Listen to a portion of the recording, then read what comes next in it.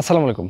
আচ্ছা, তুমি যদি কোনো প্রাইভেট ইউনিভার্সিটির স্টুডেন্ট হয়ে থাকো এবং তুমি মধ্যবিত্ত পরিবারের সন্তান হয়ে থাকো, তাহলে তোমার মধ্যে একটা কমন সিনারিও আছে। তুমি তোমার যদি 6 মাসের সেমিস্টার হয়, প্রত্যেক সেমিস্টারে তুমি 2 বার, বেশিরভাগ ক্ষেত্রে তুমি তোমার বাবা বা মায়ের কাছে সেমিস্টার ফি জমা দেওয়ার জন্য কাচুমাচু করে যাও। এবং যাওয়ার আগে তোমার রাজ্যের টেনশন, কি বলবো, কীভাবে বলবো, এত বেশি খারাপ লাগে যে বাবার কাছে প্রত্যেক সেমিস্টার এভাবে টাকা পয়সা চাইতে হয়, কখন যে আমি টাকা পয়সা কামাবো, কখন যে আমি বাবা মায়ের দুঃখ কষ্ট লাঘব করব।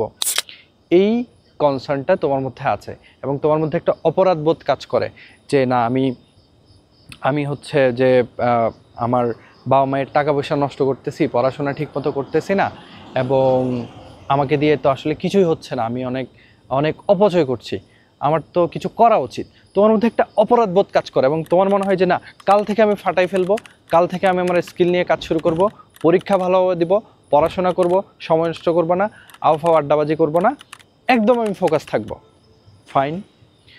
কিন্তু তোমার এই যে চিন্তা, এই যে অপরাধবোধ, এটা 2-4 দিন পরে কই জানি চলে যায়। ঠিকই তুমি আবার 2 মাস পরে, আবার 3 মাস পরে তোমার বাবা মায়ের কাছে যাও, আবার ঠিক একই অপরাধবোধ কাজ করে, আবার ঠিক একই চিন্তা, একই ডেডিকেশন আসে। যখনই তোমার বাবার কাছ থেকে টাকাটা নিয়ে ফেলো, 1-2 দিনের মধ্যে তোমার সে অপরাধবোধ নষ্ট হয়ে যায়, তুমি সেম আগের ফ্লোতে থাকো। এটাই কি তোমার করার কথা ছিল?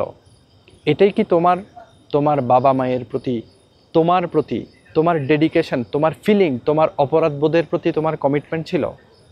নিশ্চয়ই না।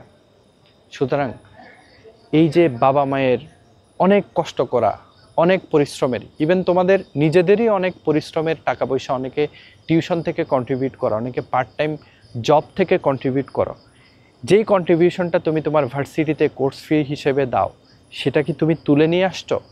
সেটার জন্য যে ইনভেস্টমেন্টটা তুমি করছো স্কিলের পিছনে, নলেজের পিছনে, সেই রিটার্নটা কি তুমি তুলে নিয়ে আসছো?